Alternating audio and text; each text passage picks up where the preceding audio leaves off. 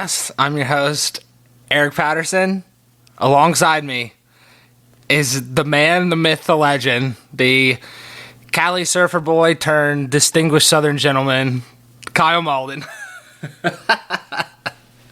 How you doing, man? I'm fantastic. How are you doing? Yeah, doing good. It's been too long since we had you on. It has, yeah. I went on a little side quest. Little hiatus. Yeah. Called life. But it is fantastic to be Yes. back. I literally could not be happier. I was gonna say you got a twisted tea and some Jack Honey. It sounds great. I did, yeah. Yeah. Well, you mentioned on previously on the shows, I would always have my Jack Honey, and I figured, why not both? It's been so long. I have some catching up to do. Yeah, it's a great way to put it. I, as per usual, have an iced coffee, so we are on par with with everything here. Yeah, I guess so.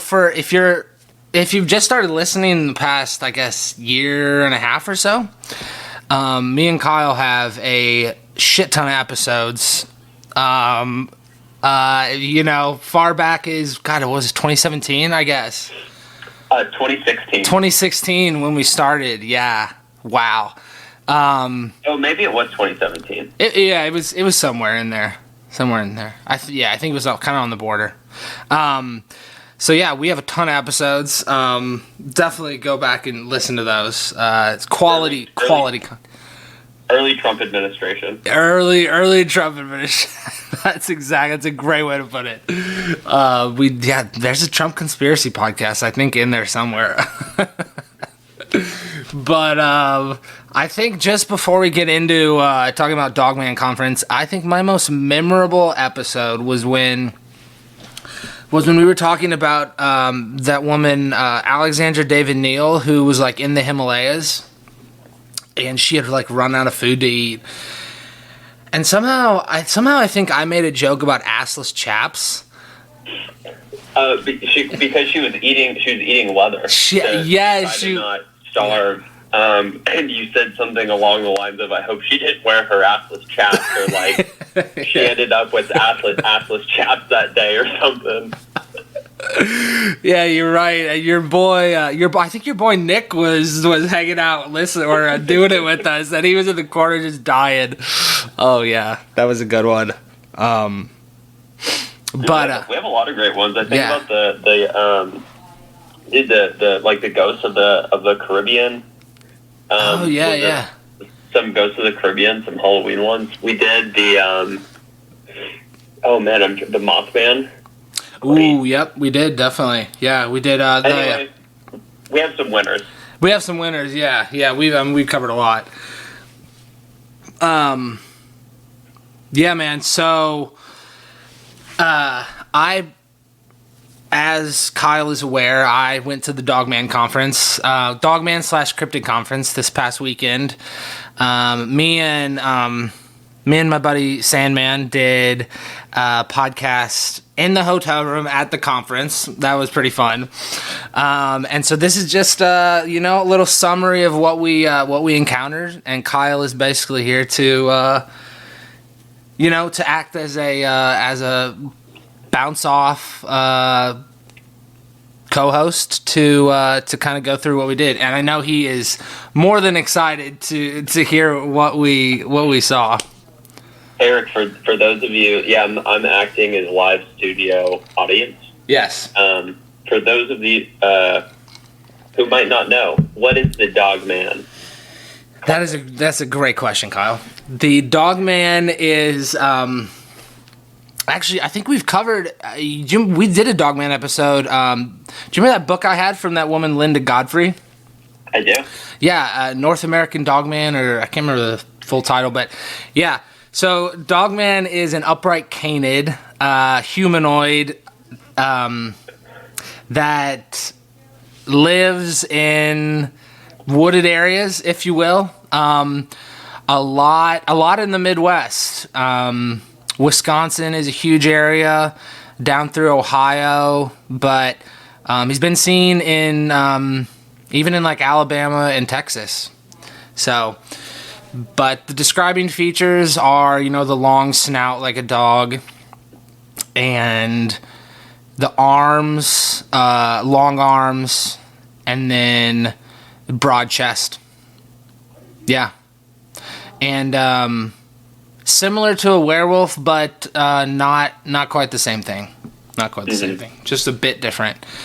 And so what we're going to do is really just kind of run through how the conference went. And I'll tell some stories. So basically, it started. Well, let me start it. Let me start it from the very beginning. So, so we pull into our hotel. Hotel's like it was more of a motel, more of a motel in Paris, Tennessee. Let's put it that way. So more of a motel type thing, and Quality Inn is what it was. So Oh, Quality Inn and suites. Yes, exactly. So we pull in, getting our things out of our car. This dude comes walking out of his hotel room on the bottom floor.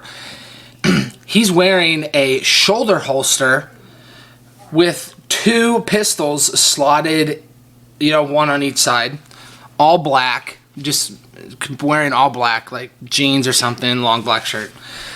So I look at my buddy Sandman, and we're just like, okay, like that's where we're starting. So, we walk in, there's people just hanging out, but we get in our hotel room, do everything. Went to this place called Prater's Taters in Paris, Tennessee, if you're ever in the area. It's big tater, they split it in half, and just, toppings on top. It was delicious. Great restaurant. Then we saw the Eiffel Tower, obviously, because you're in Paris. I was going to say, that's like the main attraction in Paris, Tennessee. Tom Segura has a bit about the Eiffel Tower in Paris, Tennessee. Oh, yeah. And at this Eiffel Tower, there were 2 Mormon guys trying to evangelize people. So, on a scale of 1 to 10, how would you consider yourself evangelized from that experience? Is there a negative, or is there like a... No, we didn't interact with them. We just saw them pulling up, and I was like, wow, because they were wearing the typical white short sleeve button down, hell of a look, honestly, black pants, but yeah, and then so the day of the conference, we get there. There's a line, which I didn't expect. It was honestly a big turnout, and we pull up. Again, I mean, there were some. I felt very normal, and so I feel like sometimes getting into these deep topics, I don't feel as normal as everyone else, but I felt pretty normal at the conference. There were some people that had not been, let's just say, had not been to Nashville in a while. It was your typical there were a lot of blue collar individuals. Sure. And it was a good time. How many people? You said more people than you expected. How many people would you say attended? Yeah, they were close. I would say they were close to 300 to 400. Wow. Yeah, it's a big turnout. There were some really good speakers. So the first speaker, or the guy who did the opening remarks, his name's King Gerhard. Big name in the field. He goes by King. He goes by Ken. Sorry, Ken. Oh, Ken. Yeah. Ken. Oh, man. You thought I said King? Okay. Uh-huh. Yeah, that'd be pretty badass. But no, Ken. Yeah, and he's a big name in the field of cryptozoology. And so he gave some opening remarks. First guy, which Kyle, you might find interesting. He gave a talk about how Dogman is, he gave a talk about Dogman and its relation to Native American cultures. Mm-hmm. And so there were Midwestern, pre-Columbian cultures that buried their dead with like a wolf skull on their face, and then had their dead like draped in like a wolf pelt. It's pretty badass. Yeah. I mean, could you imagine opening up a tomb and just like there's just like a giant wolf skull staring at you? Close it right back up. Close it. Shut that right back. Actually, that just reminded me of something. Someone asked me the other day, who's a better treasure hunter, Indiana Jones or the guy from National Treasure?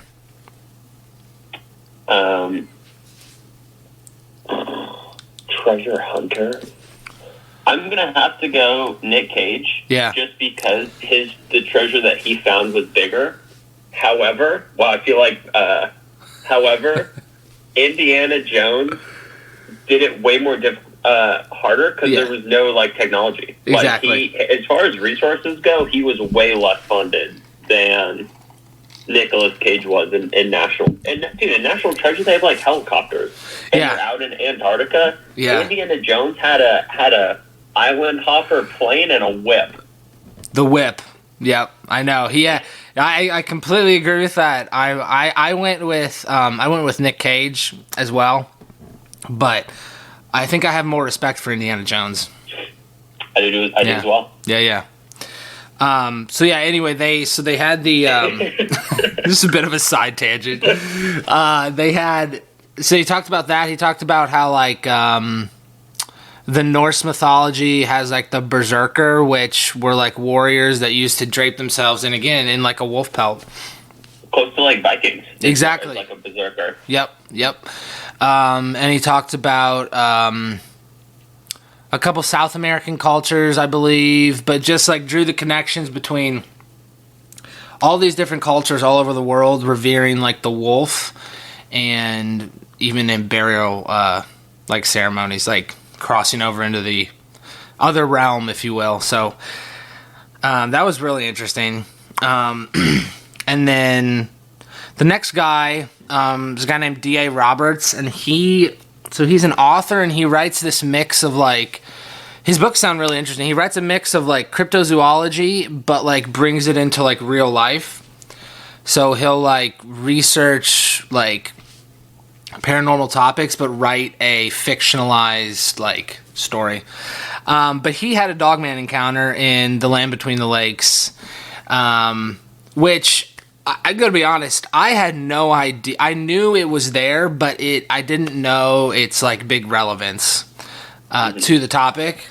And I know I sent you a couple articles about that area, but yeah, it was very interesting to me because I feel like I've always gone to like East Tennessee, but Clarksville and West Tennessee is like, I mean, a whole nother part of the state.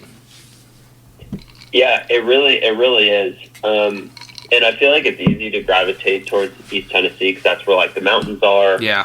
Obviously like more terrain.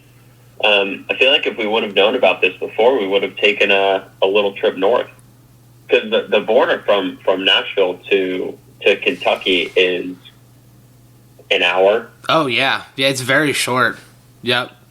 Well, and the Land Between the Lakes is beautiful. I mean, the lake there is freaking massive. It's huge.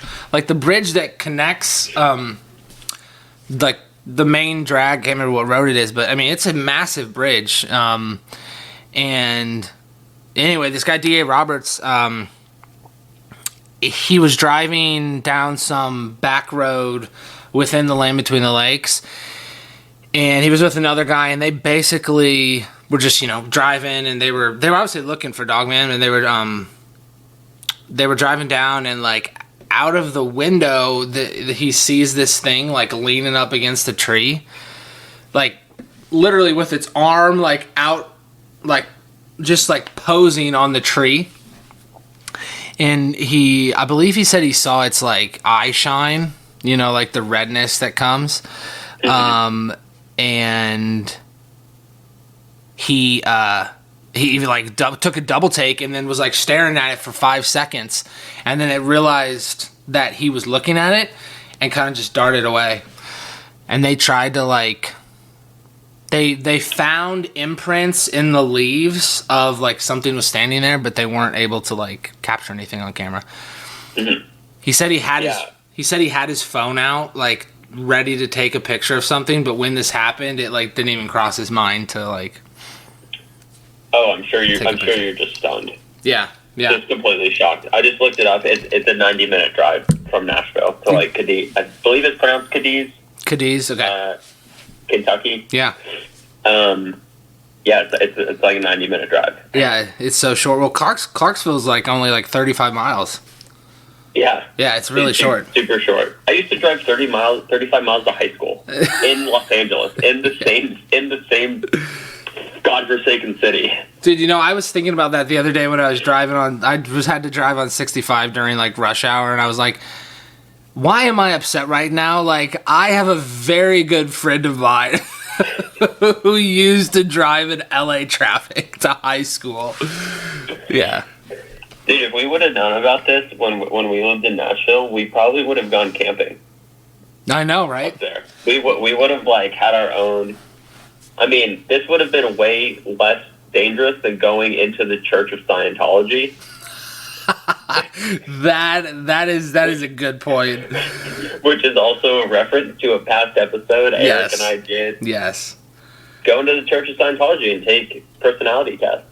Yeah, they guilted me into buying a book that I probably still have somewhere.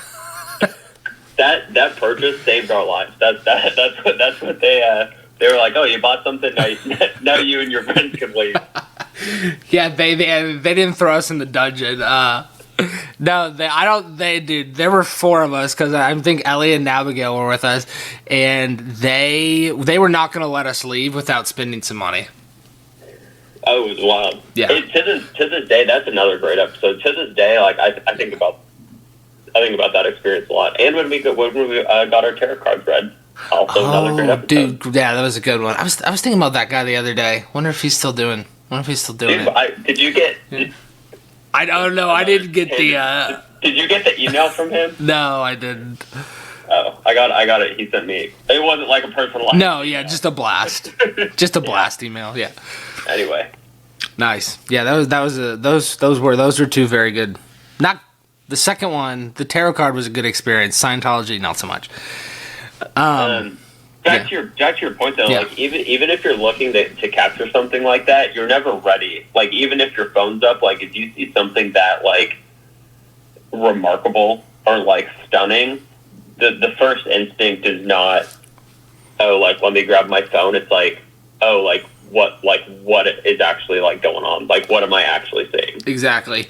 Yeah, I that's a great point, and it just popped in my head. Like even when you're like driving on like the roads and you like see a deer like cross the road, that probably takes like 3 seconds for the deer to run across the road, and like he said this thing was only like 5 seconds. I mean, like you said,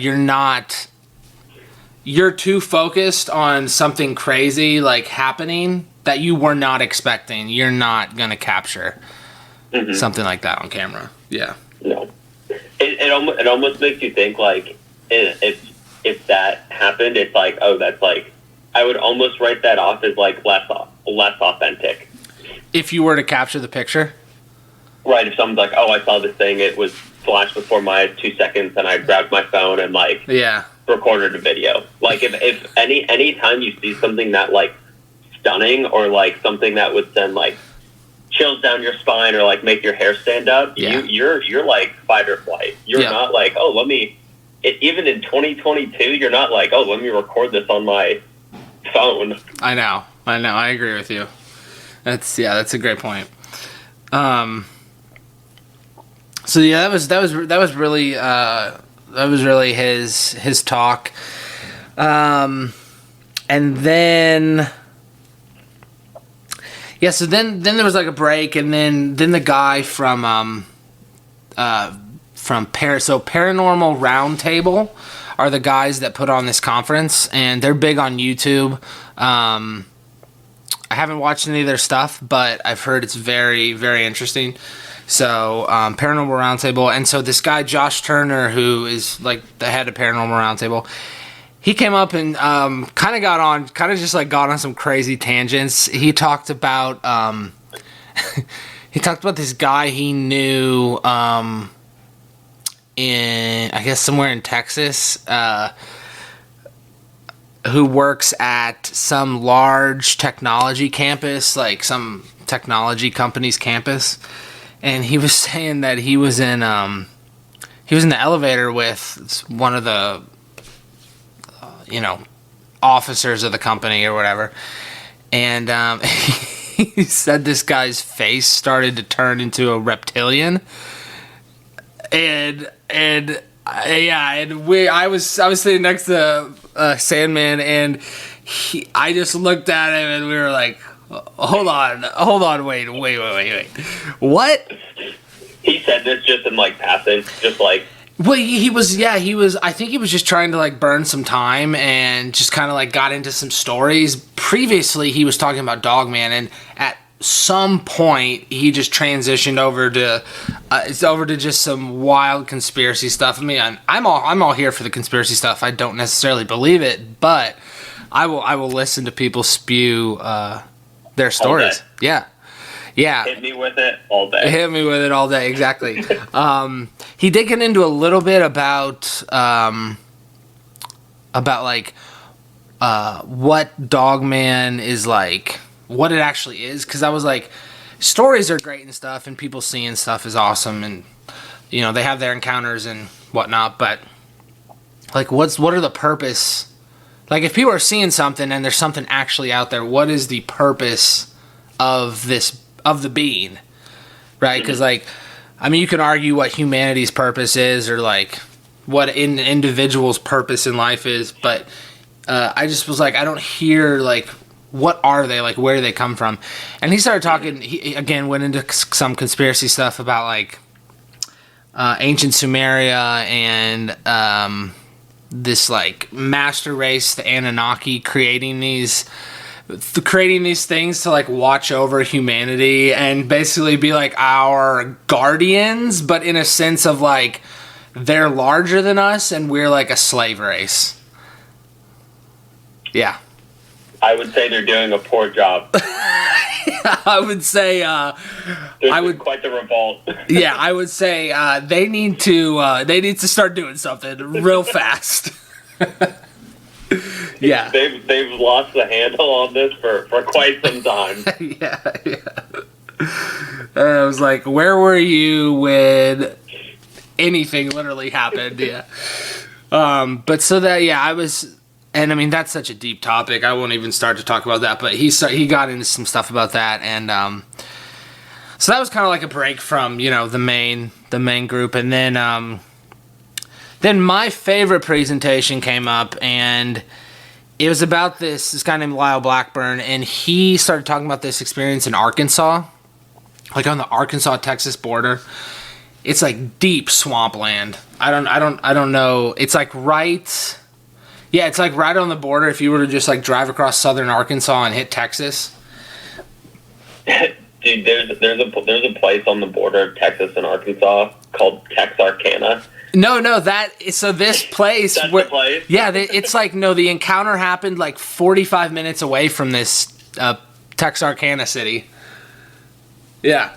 I mean, so, and he pulled up pictures, and it's just like deep swampland, and... Nothing's out there. There's a reason. Yeah, nothing's out there. Exactly, nothing's out there. It's the Beast of Boggy Creek, and there was a movie made in 1972. It was like a documentary about it. In 1972, this documentary was the 8th most grossing film of 1972. I mean, you would never see that today. Yeah, I mean, that's unheard of. So he talked about the film a lot and how it was like super groundbreaking, which, I mean, to put those numbers up, it definitely was. I've not seen it yet, but apparently, in today's standards, it sucks, but if you look at it from the 1972 standards, it was like pretty incredible. It was like a first-time filmmaker, and the people reenacting the scenes are actually the people who went through this experience. Yeah, I guess this creature like actually almost broke into these people's houses, and like one guy got like physically attacked and like had to be taken to the ER. It's pretty. It was pretty intense, but so that was my favorite. To put it in perspective, 1972 to today, 50 years. That was 50 years ago. Yeah. That documentary is that movie is 50 years old. Man, that's nuts. Yeah. Yeah, and the reason it was my favorite is because it was just like you could tell this guy had given this presentation before, but like it was like the slides matched up to everything he was saying, like great pictures, clear, all the all the things you need in a good presentation. So that was really fun. And then I know I've talked about him before, but Kyle, do you remember the name Nick Redfern? I do not. Okay. He writes a lot for Mysterious Universe, and so you've probably at least read some of his articles, in the past. Mysterious Universe is great. Yeah, great stuff on Mysterious Universe website. But he's a big writer for Mysterious Universe, and he writes a lot of books. So his presentation was up next, and it was of this case called the Defiance Werewolf. I believe it was in Texas. And love Nick Redfern, love his stuff, but it was not the greatest presentation. He looked really tired.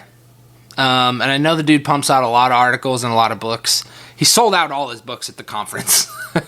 So everything he brought, dude completely sold out. And it was like halfway through the conference that he sold out all his books. So I was going to say Mysterious Universe, I feel like is a bigger name to come to Paris, Tennessee. And I know they're not American, are they? No. And Mysterious Universe wasn't there, but Nick is, and I think he writes for some other publications, but he's just one of their like top writers. Yeah. So, and then Sandman, he is a big fan of Nick Redfern, and so he had one of his first books that Nick wrote, and he asked Nick to sign it for him. And he was like, "Hey man, I'll give you some money." So he like said this to Nick. He's like, "Hey, I got like $10 or $20. Like if you want, I know this isn't what you usually do here." And I guess Nick just kind of like stared at him and like didn't understand like what he was trying to say. And so then he ends up signing his book, and he spelled his actual name wrong in the book. Wait, Nick spelled his own name wrong? No, Nick spelled Sandman's name wrong, and it was just kind of like, it was kind of one of those interactions where you walk away and you're like, I don't really know what just happened. Like, I thought we were good, but I guess we're not. Uh-huh. Yeah, it was just kind of very awkward. So, that was a weird encounter. And honestly, after the first half, it kind of got a little boring. There was only one real like encounter story from the second half that was pretty crazy. So this one guy who was featured in a recent documentary from Small Town Monsters called American Werewolf or Werewolves, American Werewolf, I think. So this guy was turkey hunting with his buddy. Classic Tennessee thing. I would say turkey hunting, very fun. Very fun. So he was turkey hunting with his buddy in the LBL, and this was in '93. And they're out at camp. They split up for the day. Long story short, they didn't really find anything. Couldn't really hunt. Not many turkeys, and so. Similar to my turkey hunting experience. Yeah, that's right. You were just hanging out all day, right? Well, yeah, I don't have a gun license, so. Oh yeah, that's true. No shotgun license. Yeah. But so they're walking back to camp. They're in separate locations, but he's walking back, and then all of a sudden this thing is just like. He catches it in his peripheral, and this thing is just like tailing him like as he's like trying to go back to camp, and he says it's just like he said it like wasn't really walking. It was kind of like sort of like bounding, like like taking really big steps. Was it on 2 feet or 4? He didn't really specify. Okay. He just said it was bouncing, sort of, and so that happens for quite a while, and then he starts to hear this like metallic sound, so like some sort of metal sound, and he said it like starts to get really intense. Like he keeps hearing this metallic sound, this thing still tailing him as he's walking back to camp, and he's just getting like really anxious. And so he gets back to camp, and his buddy is just like freaked out. So it turns out his buddy had been trying to set up like a turkey blind all day, and like every time he would set something up, he would get like shit thrown at him, and he couldn't find out where it was coming from. Don't like that. And at this point, I'm like amazed that they were still in the woods. Like, what happens next is even crazier. But I was like, how have y'all not just like packed it up? Like, clearly it's not worth it. So that happens to me one time, and I'm out of there. Oh yeah, dude. Maybe twice. First time, I'm like, that's weird. I don't know what that is. That happened twice, and I'm like, my turkey day hunting is over. Yeah, I don't care what time it is. It's like maybe an egg. I'm packing up. Hey, turkeys, you win today. Peace. I am deuces. I'm out of here. Yeah, we're gone. It's like, maybe it was an acorn. Maybe an acorn fell on my head or something. Like, it happens 3 times. You're like, I don't think so. We're good. So yeah, this thing is still following this guy as he gets back to camp, and so they sit down around the fire, and something starts. So I guess they were backed up to like a cliff, like a small cliff area, and something starts throwing stuff off the cliff at them. And after a while, like a boulder comes off of the cliff, like thrown in their direction, and it like lands in between them near the fire. And they like both jump up, grab their guns, and then this guy hears this huge growl, like deep, like guttural growl, and he said it like paralyzes him. He said he like literally cannot move, and he said it's like 1 to 2 minutes at this point, and then as he's still paralyzed, this thing that had been following him was a Dogman, and he said it got like really close to his face, like probably 6 feet from him. And so now I'm like, whoa. The crazy thing was, this guy was like, as he was telling the story, he was, dude had clearly experienced something, because he was like starting to like get emotional, and he said that when this thing got really close to him, he started to say like the Lord's Prayer, and he felt like his senses start to recover, and this thing basically like started backing away and then just like disappeared from him. Wow. Yeah. So I was like, at that point I was like, damn. So like, because he thought of God or whatever, Jesus or whatever, like it somehow like transferred like the power, like he was able to have like dominion over this. And I was just like, I'm still very confused about the whole thing, but I'm like, that's really strange. Yeah, kind of, honestly, is kind of a funny shout out or correlation, but like in Harry Potter, when like Harry's like shield that is around him, like that Voldemort like can't touch him because of his mom's like love to protect him. Exactly. Sounds very similar. Yeah, no, I agree with you. It does, and I'm sure what's her face writing the book was clearly playing off that, that good versus evil type of. Mm-hmm. I mean, there's all the J.K. Rowling. Yeah. Yeah, and so that was pretty much it. The only other thing that happened to these guys is as they were trying to get out of the park, They got in their car, and as they turned on their headlights, there were two Bigfoot, like, within, like, 100 feet of their car. Like, one was standing up and one was, like, kneeling. And it was, like, in their headlights. Like, they could see them clearly. And so, the interesting thing about this guy's encounter is that it's one of the rare ones where there are, like, two different creatures. I was just about to say it's a pretty incredible experience to have both. Except one sounds terrifying, and the other, like, by the time you see the Bigfoot, like, you are just trying to get out of there exactly as soon as possible. Yeah, agreed. And I think pretty sure that's why the guy was here or at the conference, because it is so out of the norm.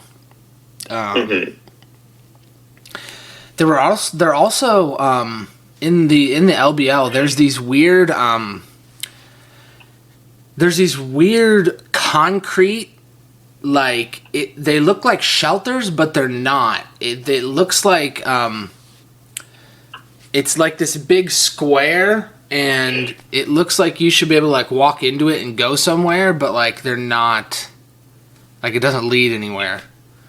Mm-hmm. Really odd. They showed pictures of that. So, needless to say, whether you believe the encounters or not, it is a weird area. Like, something is happening, and then I sent you the article about that supposed, or that family that got killed. That was pretty weird. Yeah, it was. I did some independent reading on that. I didn't realize that I've actually been to the Land of the Lakes. Oh, really? I've driven through, and I've actually had my own weird experience up there. Did you really? So it turns out Murray, Kentucky, where Murray State is, yeah, you have to drive basically over the lakes and like through the Land of the Lakes. I can get into it now or not at all. No, you got it. I'm a little tired of talking, to be honest. Basically, I'm going to Murray State, watch some good old fashioned college sports. I had been I think like 2 or 3 times like that week, and I was like, cool, don't need the GPS, don't need to run up the data, like I know how to get home. Fast forward, I did not know how to get home. So I end up lost outside of Murray, Kentucky. Damn. Dude, no street lights, like just my headlights, no cell service, because it is the sticks. It is. You are out there. Yep. And something flew in front of my car. A bird. I think it was a bird. It was something so big that I swerved and almost crashed my car. No shit. Dude, this was like 2015. Wow. I swerved into the other lane and almost crashed my car. It was like pitch black. It was just me and this other thing, and dude, it was very scary. Wow. It was very, very scary. I remember.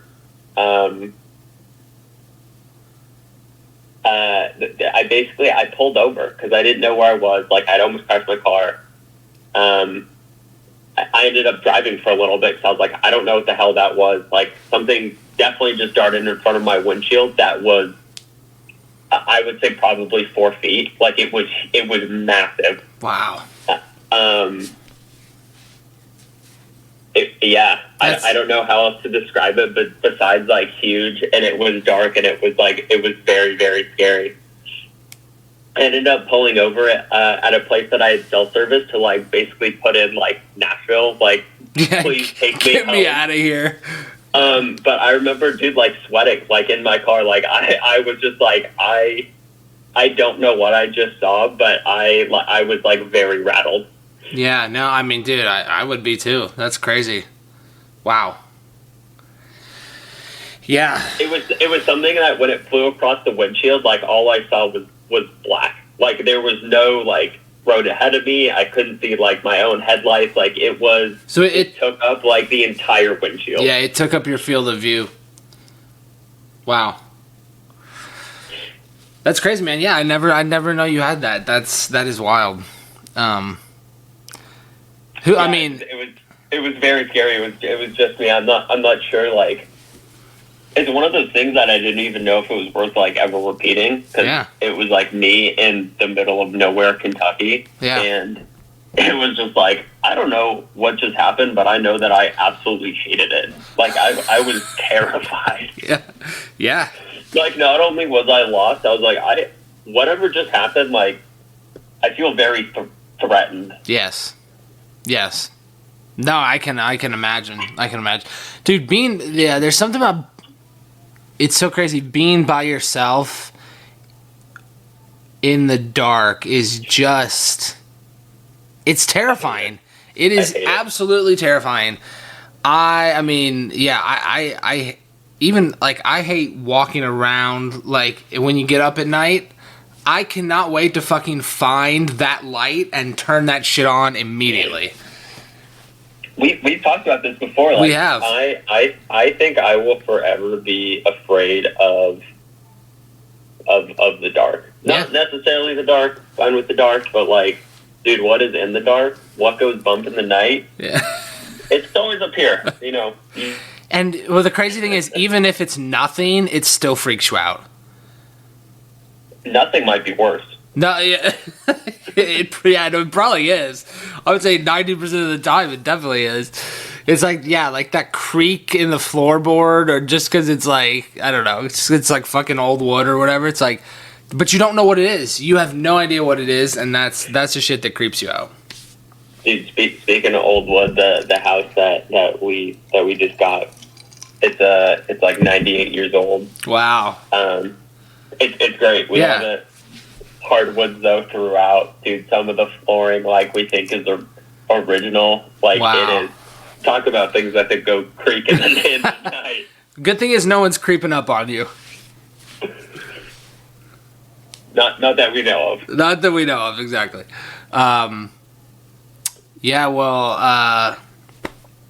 Grayson's parents had they had basically a house that was like from the Civil War. Like their house before they lived in, the one that they had before, and I've been there a couple times. It's the only reason I'm talking about it. The one they had before they live in now, it was like, Civil War build. It was one of the few places that what's-his-face didn't burn down in Atlanta. Sherman. That Sherman didn't burn down. I guess he had relatives or something. There's some story behind it, but yeah. So, see, that's crazy. Yeah. Man. That's a place that I have no.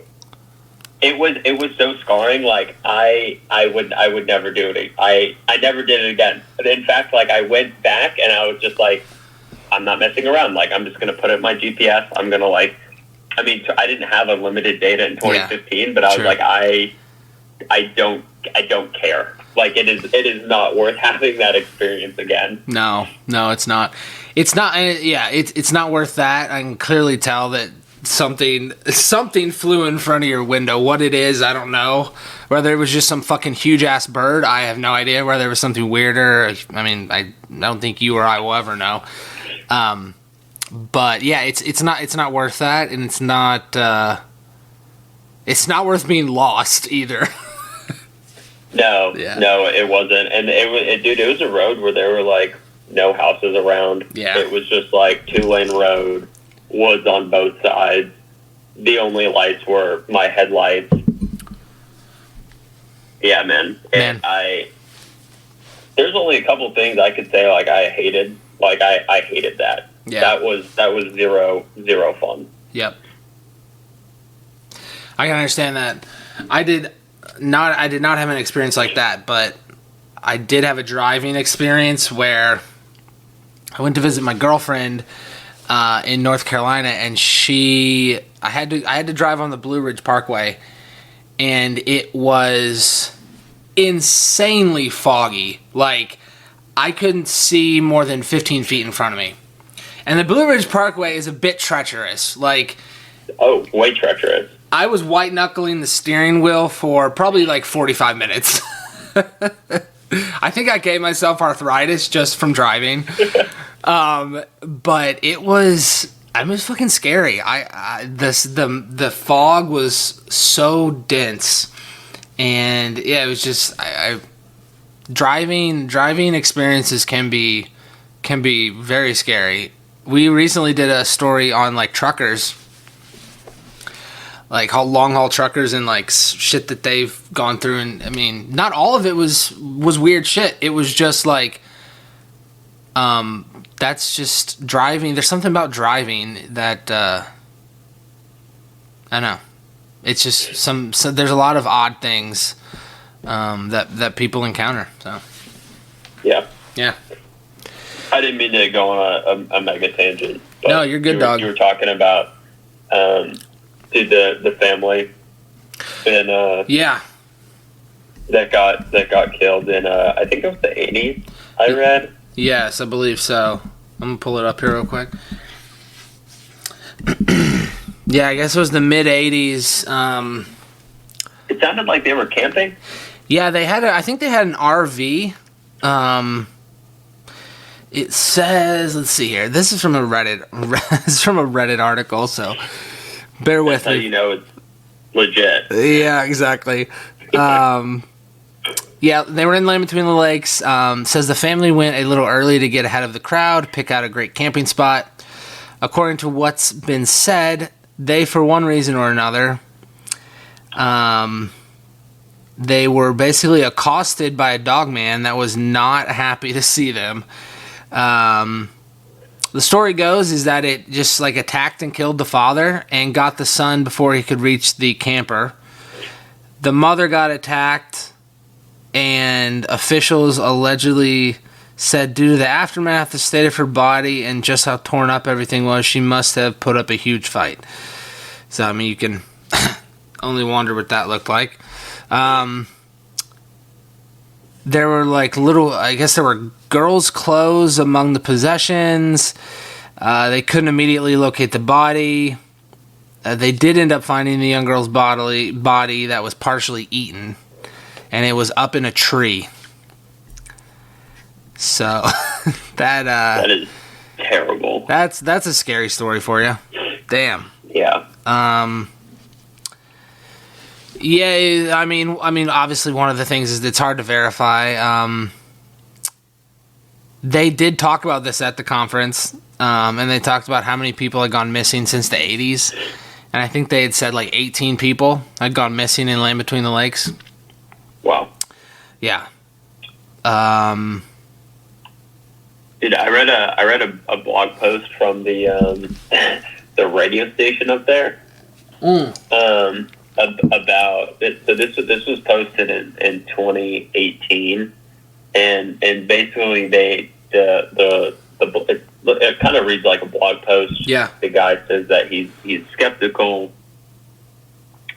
all this stuff, and like he digs more into it. But there he basically says there's like well recorded sightings from when the French were trying to settle Kentucky and Tennessee area. Yeah. All the way up until, so the article was written in 2018, all the way up until 2017, like Labor Day. So basically like a year, what was that, like 300 years of repeated sightings of this animal. That came up at the conference as well. Just you saying it jogged my memory. So it wasn't they didn't discuss the old accounts in detail, but they did talk about it. Yep, the French fur trappers. Yeah. Yeah. Yeah. I thought that was really interesting that even like the local, I don't know, like the whole local radio station even has a blog post about it. And they actually have a YouTube video. It said this person, the person recorded the howls of the bees, which can be heard at the following link, and they compare the howls of whatever they recorded and tried to match it to, dog, wolf, coyote, whatever. I don't know if coyotes are in Tennessee. We have coyotes out west. Yeah. Humble brag. Coyotes. Sick, right? Coyotes. But anyway, it didn't match to any standard howl that was previously recorded. Which I thought was interesting. That is very interesting. Yeah, I was not familiar with that. Dude, the more stories I hear, there's something is out there. I don't know. I mean, the story I just told you, that guy really swayed me. It was the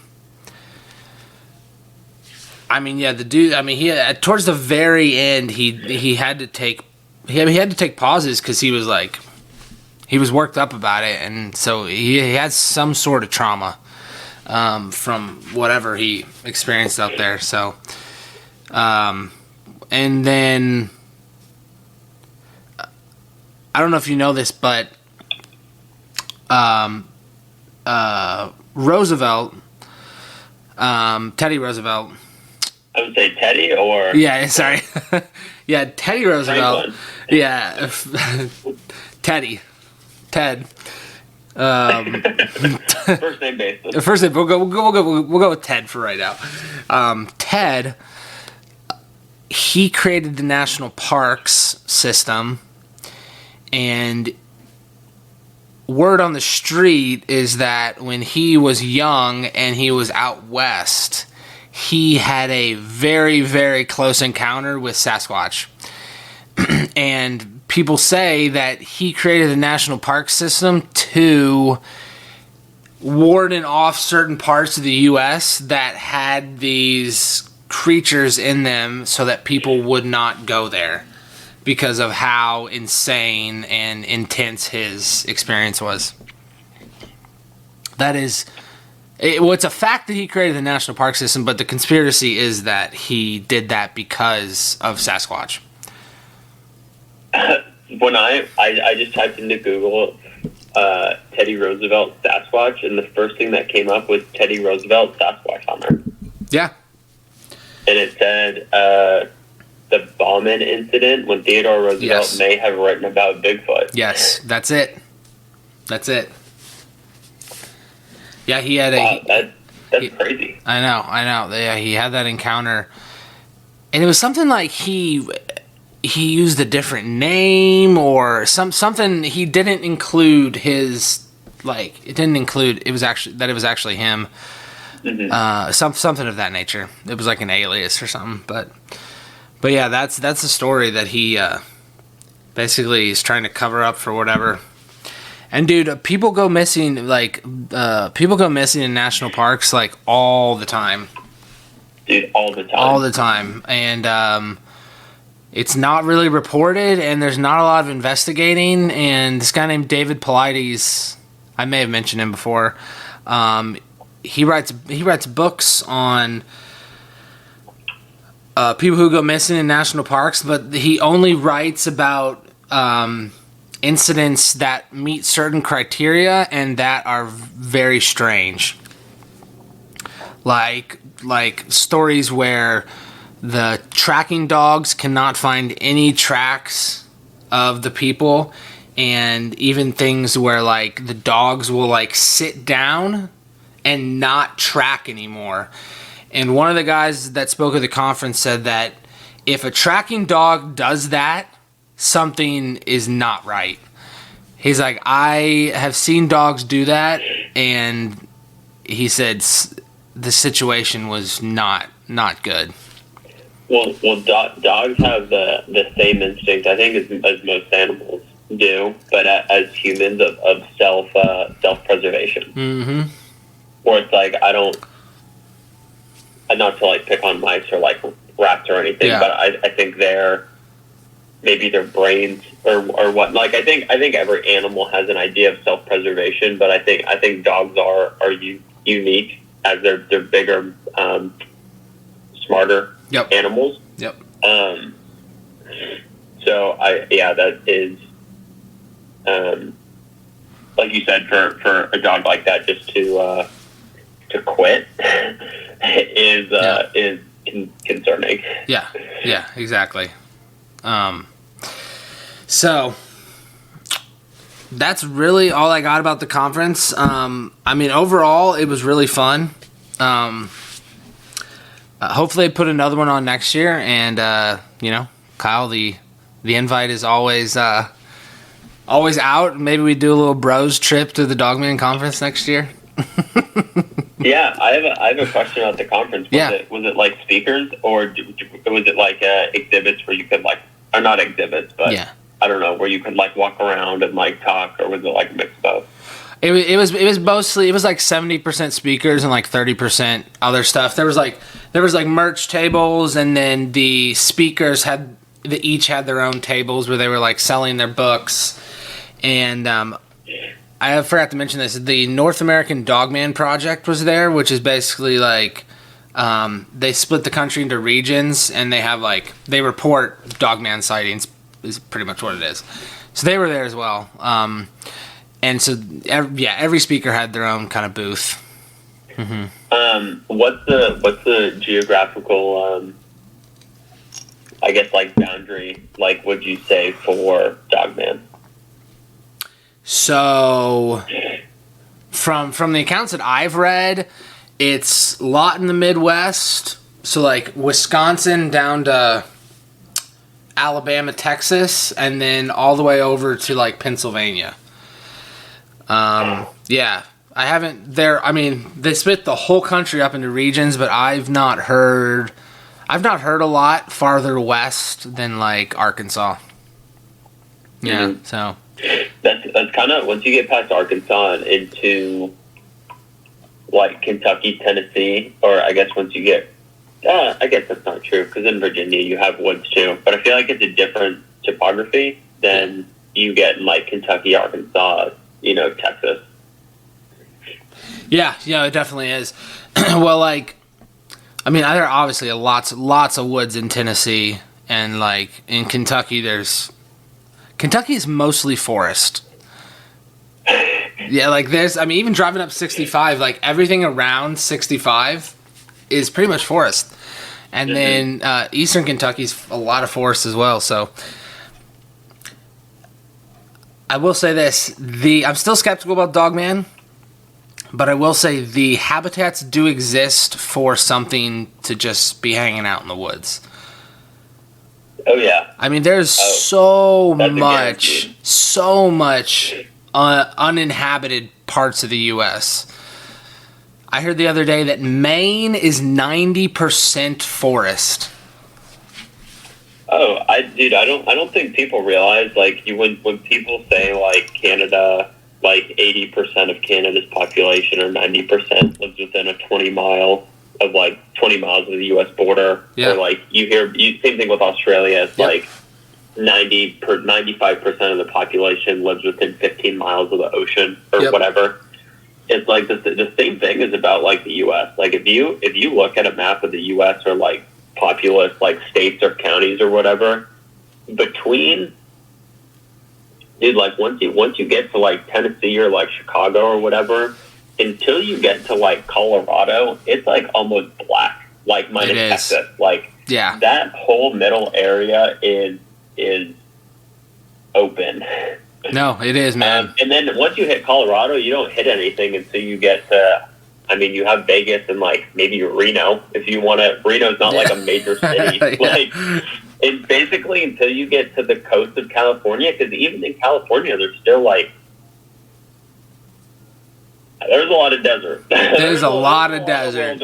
There's also a lot of woods in California. I mean, LA is so huge, but it's really not huge. It's huge because there's a lot of people there. Same thing with New York. New York is huge because there's a lot of people. The square mileage is, I mean, dense. Baby numbers. Yeah.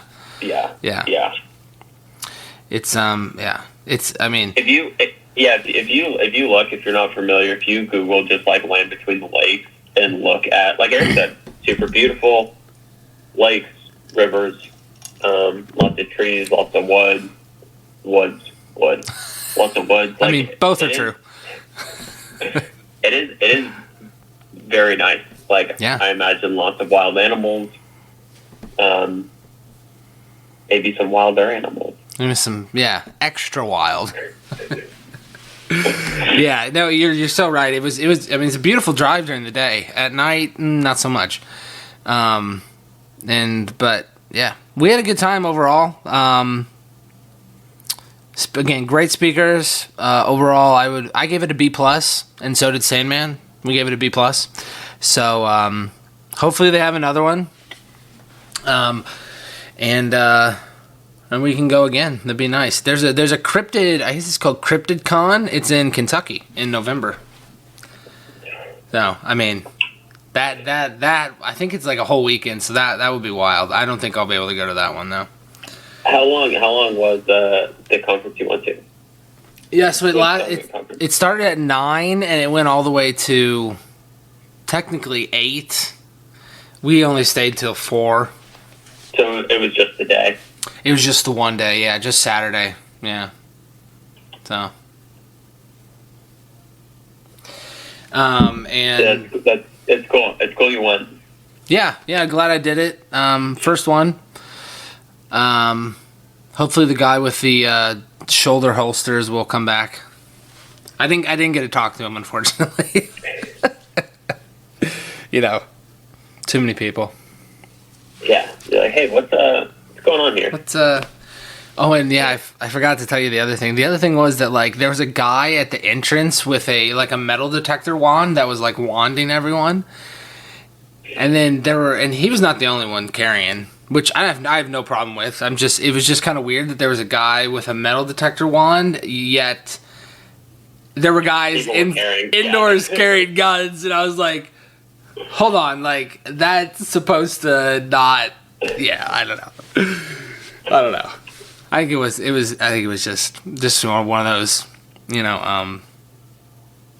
one of those things. They just need to have some security, which I understand. But I looked it up. This is what I was looking for. Yeah. Land between the lakes, 300 miles of natural shoreline. Wow. And the official area of land between the lakes, 170,000 acres of undeveloped forest, wetlands, and open land. Wow. See, that is exactly what I'm talking about.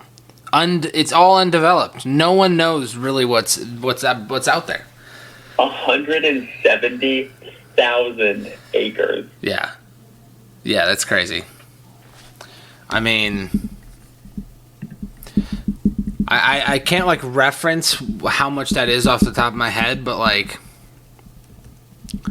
I mean, wonder how many the Smoky Mountains National Park is.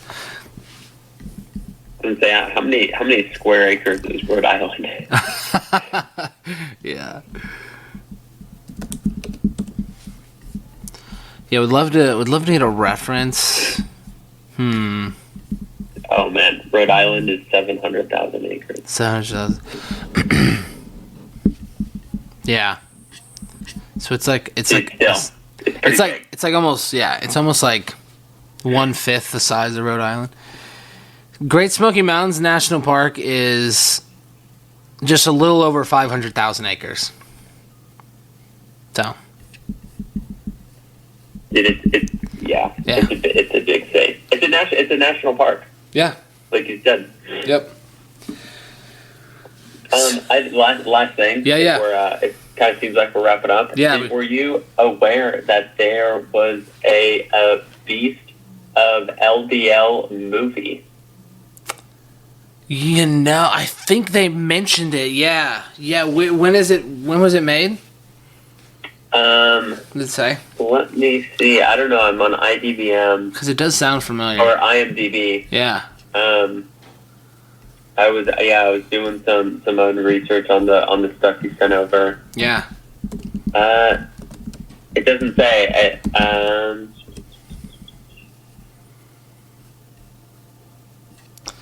Oh yeah, I'm looking at it right now. Yeah. I can't find it. It says based on actual Kentucky folklore, the beast.